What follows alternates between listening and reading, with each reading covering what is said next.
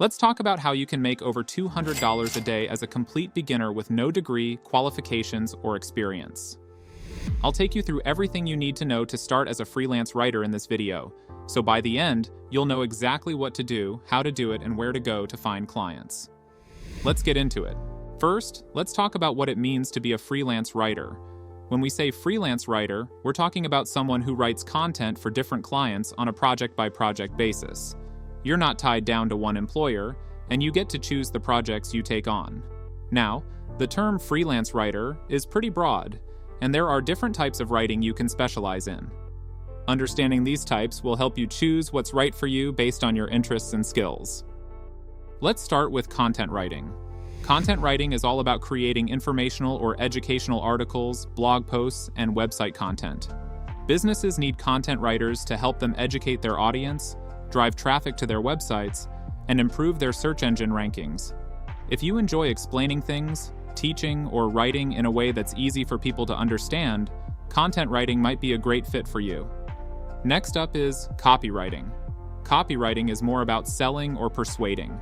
As a copywriter, your job is to write compelling text that convinces people to take some sort of action, like buying a product, signing up for a newsletter, or clicking on a link.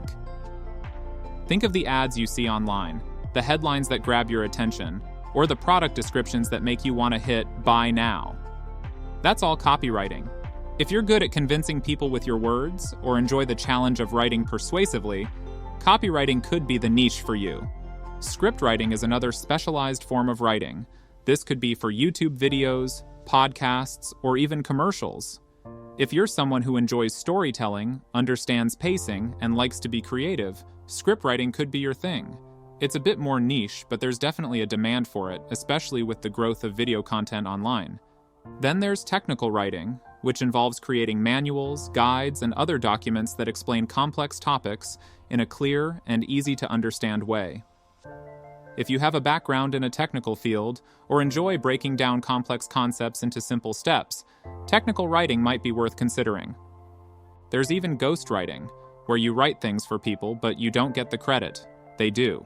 You could write tweets for them. You could write a whole storybook for them, and so on. There's many different types of writing out there, and what I've mentioned is just scratching the surface. So, how do you choose which type of writing to specialize in? The best way is to think about your strengths and interests. Ask yourself what kind of writing you enjoy most. Do you like teaching others? Then content or blog writing might be for you. Are you persuasive and enjoy putting together messages that get people to act? Copywriting could be a great fit. If you're creative and like telling stories, maybe script writing or writing fiction books is your thing. Once you've chosen the type of writing you want to focus on, the next step is to build a portfolio. This is super important because your portfolio is what potential clients will look at to decide if they want to hire you. Your portfolio doesn't need to be fancy, but it does need to show that you can write well in your chosen niche.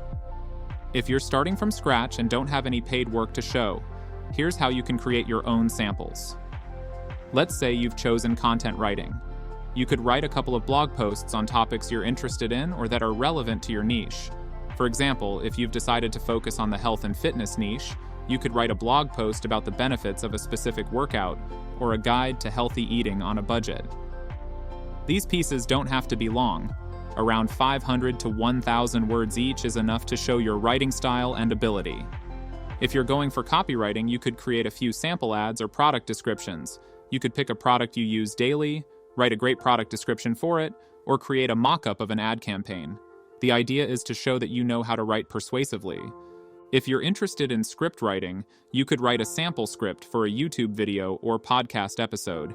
It could be on any topic you're passionate about, just to show you can structure a script, write engaging dialogue, and understand the pacing necessary for video or audio content. Now let's talk about the tools you can use to create and present your portfolio. Google Docs is a great free tool for writing and formatting your samples.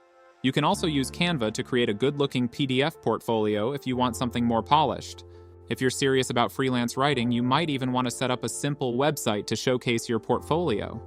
Platforms like WordPress and Wix are user-friendly and offer free templates, so you don't need any technical skills to get started.